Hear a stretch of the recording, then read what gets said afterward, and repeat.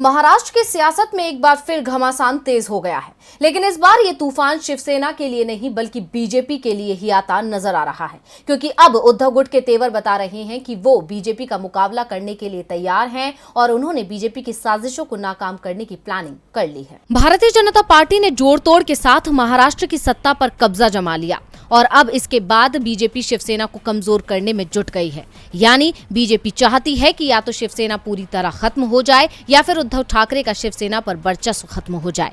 और यही कारण है कि सत्ता हासिल करने के बाद भी बीजेपी शांत नहीं बैठ रही है और खुराफात में लगी हुई है। लेकिन बीजेपी का ये सपना पूरा होना मुश्किल है, क्योंकि उद्धव गुट ने अब बीजेपी की रणनीति के खिलाफ रणनीति बनाना शुरू कर दिया है और उद्धव को पूरा भरोसा है कि उनकी रणनीति बीजेपी को पस्त कर देगी।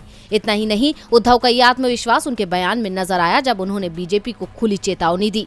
संजय राउत की गिरफ्तारी के बाद बीजेपी के खिलाफ अपनी नाराजगी जाहिर करते हुए उद्धव ने चुनौती भरे अंदाज में कहा कि एक दिन हमारा टाइम भी आएगा, वक्त हमेशा बदलता रहता है। जब हमारा वक्त आएगा तो सोचिएगा कि आपका क्या होगा। आपकी राजनीति बल से चल रही है। भाजपा चाहती है कि राज्यों में पार्टी खत्म हो जाए। अब महाराष्ट्र की जनता ही फैसला करेगी। सरकार के खिलाफ बोलने वालों पर बल प्रयोग किया जा रहा है। सिर्फ उद्धव ठाकरे ही नहीं बल्कि आदित्य ठाकरे का भी गुस्सा बीजेपी और शिंदे सरकार पर फूट पड़ा है। आदित्य ठाकरे ने बरसते हुए कहा कि ये पूरा राजनीतिक ड्रामा 1.5 महीने चलने वाला है। सरकार निश्चित रूप से गिर जाएगी। राज्य में लगातार बारिश और बाढ़ आई है, लेकिन सरकार को इसकी परवाह नहीं है।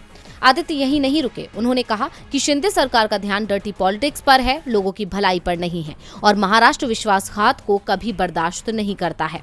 यानी जहां आदित्य ठाकरे का दावा है कि सरकार ज्यादा दिन चलने वाली नहीं है, तो वहीं उद्धव ठाकरे ने बीजेपी और शिंदे गुट को खुली चुनौती दे डाली है। ऐसे में उद्धव गुट के तेवर बता रहे हैं कि बीजेपी की मुश्किलें बढ़ने वाली हैं।